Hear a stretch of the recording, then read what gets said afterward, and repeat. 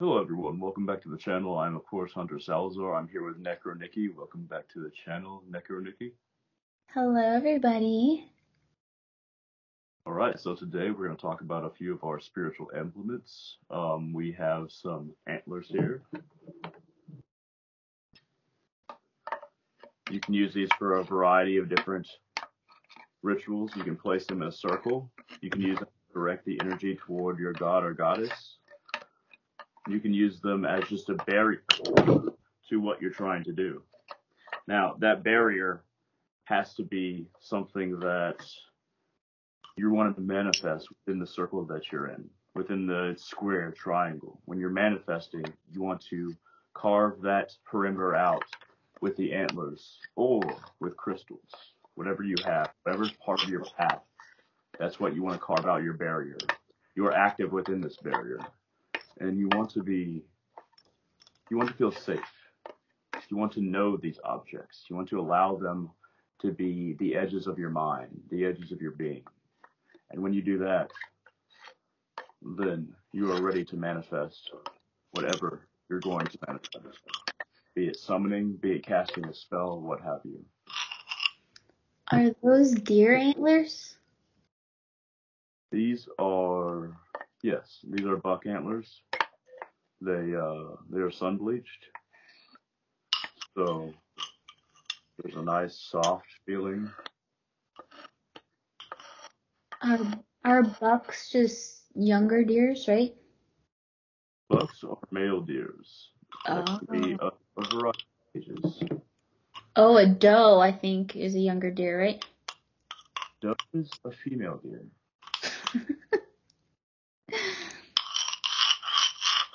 You like to use your bones, Necro Nicki. Speaking of deer, these are actually deer bones. I use them to make music,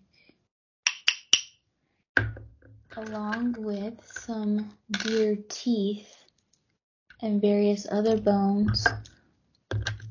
Minks. These types I use when I want to throw the bones. Snake vertebrae.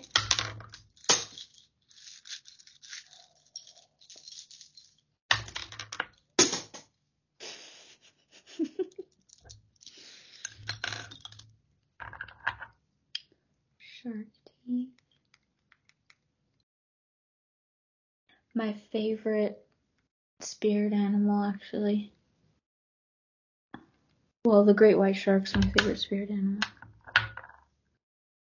Yeah, I have various bones throughout my place because I like death energy. That's another thing too when I use black magic feng shui. So we have Gravedirt. Picked up this earlier today at the spiritual shop. You can add this to a number of various spells. You can put it in a talisman bag, a charm bag. You can place this upon parchment and then burn the parchment, and you smell the earthy smell in the air. You feel the spiritual energy coming off of it and manifesting in the air, becoming a part of your very being as you breathe the air. Pouring it out, allowing you smelling it, burning it, or adding it to little charm bags that you carry in your pocket, but it's always there, right with you.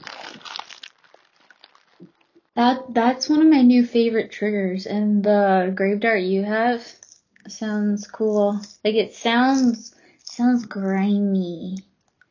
My dirt is chunky. Is yours chunky at all? It does have its chunks. It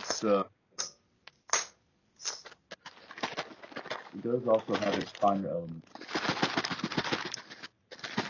So if you really work with it, try to break it up and then allow it to pour on whatever you're doing. Then you can use it to its full effectiveness.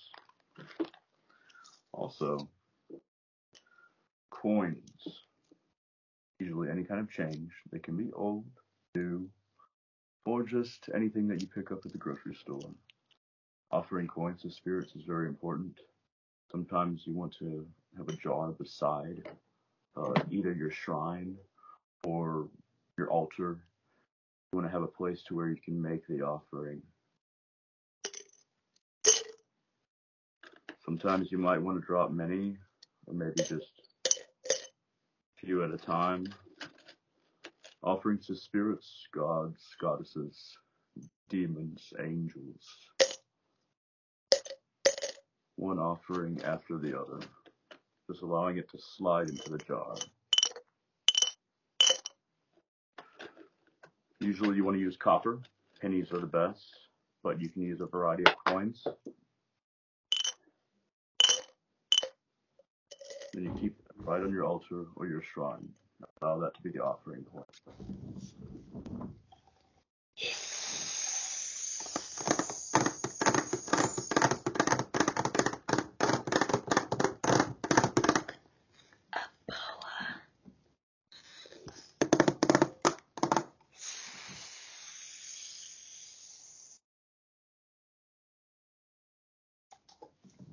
That's your, what do you use it for in magic?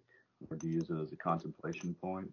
So, A lot of the different types of bones or taxidermy that I kind of have around to have the energy of the spirit. So to me, it's just, I have this in my bedroom, so it has that serpentine just energy around. Because that one in particular is in the frame, I don't really do too much with it because it's usually in there. So that one is really like the vibe of it. I've tried scrying with this actually. It's a real spider web in there. It was really hard to look into it though because of the spider webs. right? Obsidian? I think it's just glass and like paint, and then they Could be used as a black scrying mirror. Yeah, I tried that and it was like too hard to do because of all the different. Like I have a big black scrying mirror and I've been able to do it, but it like looks easier than it is. Like when you actually try it, it wasn't that easy. But I use it to connect with Arachne, and it's an offering for her and some of the spider spirits. I also work with the golden orb spiders. Spiders, the great white shark, like sharks are I say my number one spirit animal because sharks are my favorite animal. But as far as an animal that I connect with astrally and in this realm where they communicate with me a lot, I would say spiders are another one of my main spirit animals. Scorpions is one of my favorite animals for obvious reasons, but so is the armadillo. Now, this right here is something that I use in my shamanic rituals.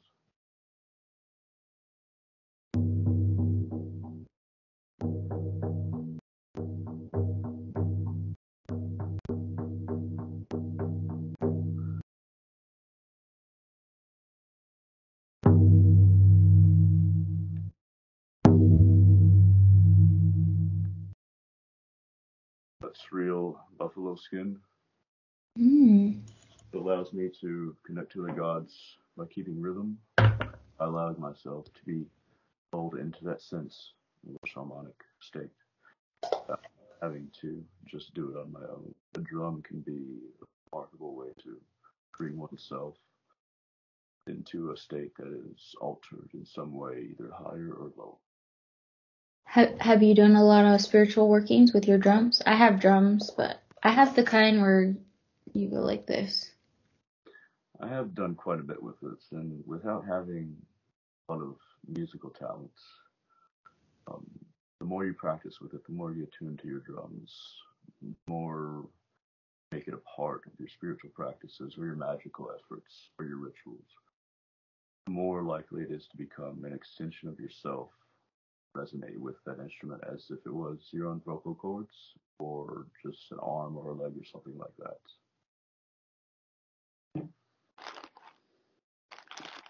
At any rate, do you have any particular sounds that you like to do when you're performing a various ritual, either with spider spirits or Zazel or anything like that? Is there any kind of like sounds, either tapping, either some kind of musical instrument, or a certain way of pronouncing words that you like to use with various beings when you're working? Most of the sounds and musical types of instruments I've used for just not so much during ritual, but more of just shifting the energy. So I have the crystal bowl, which I've told you about, the drums, which I haven't used yet. I have a bell, and then I have chimes. I really like the chimes for clearing the energy too. It like clears it and really raises the vibration because they have a high sounding pitch to them, in my opinion. So I do use music, and then sometimes I like to dance, and it just music in general will set the vibe. But as far as instruments go, I usually just use it as an energetic shift for the atmosphere. But I want to do something more, like I want to do an evocation or invocation with the drums. I just never tried it because when I read about drums, usually, like I've been to drum circles before in the past when I would go to those with friends, where a bunch of people, in our case that I would hang out with, we would go to the beach and there would be people playing drums there during certain phases of the moon, and that was cool. But whenever I would read about drums, I guess it seemed like it would be like someone else was drumming for the person who was having the experience, or just connecting with the music and spirituality. So I think that's just something that was kind of ingrained in me that I'm now taking out to where, yeah, I'm open to that, but I want to take my drums and incorporate it into my practice. I just never seen anyone do that before. So one of the things that you can do is draw sigils upon your drums and vibrate that sigil by focusing on it and hitting the drum while you're focusing on the sigil front in the center of the drum. You can either make it a permanent sigil, a permanent rune word, or you can draw it in a way where you can wipe it away, and then you can focus on it. Focus your attention to the center of the drum, and you can either slowly beat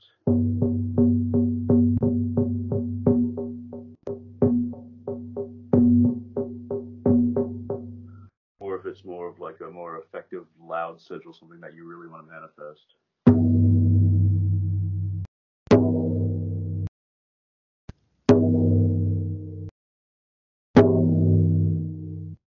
But keep in mind that blood, ink, or paint, its actual skin, it can possibly be permanent. I like how that sounds when you're rubbing it. That's the sound of taunt skin, even if it's dead.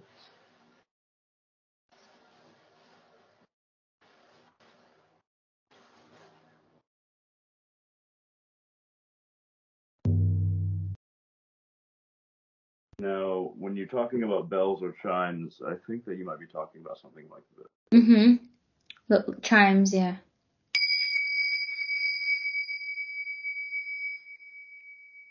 Yeah, those are loud. These are handmade in Nepal, and they have Buddhist script upon them.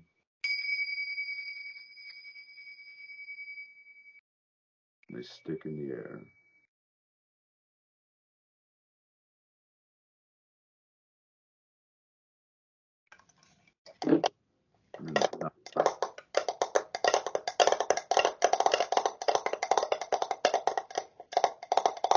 Are there any sounds that you like to hear when you meditate?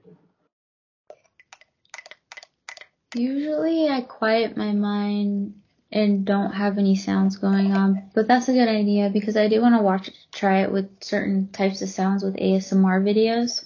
For example, I told you I like the crinkly sound when you had the Gravedirt in the bag. Like, say you did a video with that for a while, I'd be down to have that going on in the background. I've just never really I guess I've done chants, like played a song that had like a chant, so like that, and to me that's like a sound, a certain chant for say a certain spirit or something, and done meditations with that, and I've gotten really good results with doing that, but I rarely do it because I don't need to rely on the chant. Like oftentimes when I meditate, things will just come like instant, but it's because I've been doing it for so long. Like I don't need, like to me chants are kind of like spells because like words are spells, and so they can be useful or listening to certain sounds, but the weird thing is when I usually meditate, I'm usually listening to nothing and just quieting my mind, but at the same time sounds can help that, and that's one reason why I listen to ASMR sometimes before I'm sleeping. This year, the butterfly has been a really special symbol for me.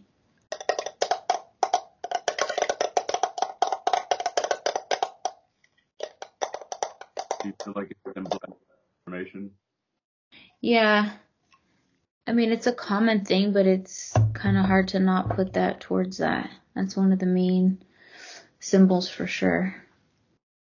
Have you ever tried? Mm-hmm. And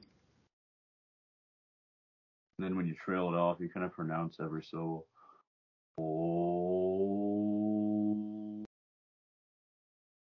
Yeah, the vibrations of the words. That's a scorpion. Mm-hmm. Some can be either vindictive or empowering or passionate.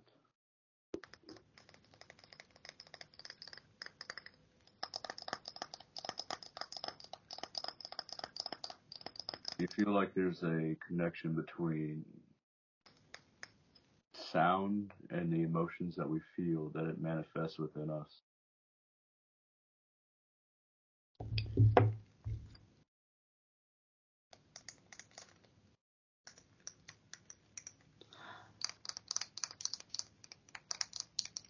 The go-to for this year is almost coming to a close. The goat I really gotten close with as far as getting routines done and schedules, especially for this year, because one of my New Year's resolutions or goals for the year for 2021 was to do a YouTube video every week. And so far, I created one for every week, so I was proud of that. Do you have any goals that you have that you're going to do for the next year yet? So for the next year, I've been focusing on Odin quite a bit recently and getting in touch with the Allfather, his various forms, Allfather, Faldir, which is his Allfather form, Word Wolf, which is his form that aids one in speech and communication, Drotin, which is his form of Lord of the Dead, and Oski, his form of the Wish Giver. He has around 1,000 names and thus 1,000 functions, and you can tap into any one of those functions by using the proper name. And as someone who works with the gods or goddesses, they're many faceted like gems, just like many spirits or many other various beings. But you have to decide exactly what you want and how to tap in and what you want to tap into. About 10 years now, working with Odin for about the same length, and the Divine Mother Kalima for about 11 years. Um, and my path has not become stale a single moment, and I keep on learning more and more and more. Sometimes, just like with real world relationships, sometimes it takes a long time before you get to the deeper aspects, and when you think you've gone as deep as you can, it just gets deeper. So you have to decide, do you want a brief fling with a spirit or a being, or do you want it to go at it for the long? What does this being mean to you? And who are you to this being? Are you willing to work with this being, or are you willing to trust this being completely and utterly? That's something that an individual has to decide for themselves. Just like with a relationship in the real world. But these beings, you have to understand, there's no tricking them. You can trick a human being. You can't trick Odin or the Divine Mother Kalima. They view us as flat circles. They have many dimensions to their being. They can see the choices that we will make, where our time, where main events will happen in our lives, and where our lives will end, as if it's already done. It's like looking at koi fish going around in a circle in a pond, and then being looking down onto these koi fish and seeing them go in circles, dropping food every now and then, giving them little treats, but just knowing that how small their pond is, and that they're going to make the same circle that they just made. But that is a koi fish's whole world. So we have to be a little bit humble and understanding our own world. As we bring this to a close, thank you for having me on again. And I look forward to hearing what you do with your Gravedirt. Hopefully you make a really cool ASMR video, because I would listen to that. So where can people find you? I have an ASMR YouTube channel called Necro Nicki, and hopefully, I think you said you'll put it also down in the description, right? Yes. Sounds good. All right, everyone. Thank you very much for watching, and we hope all of you have a wonderful day. Bye.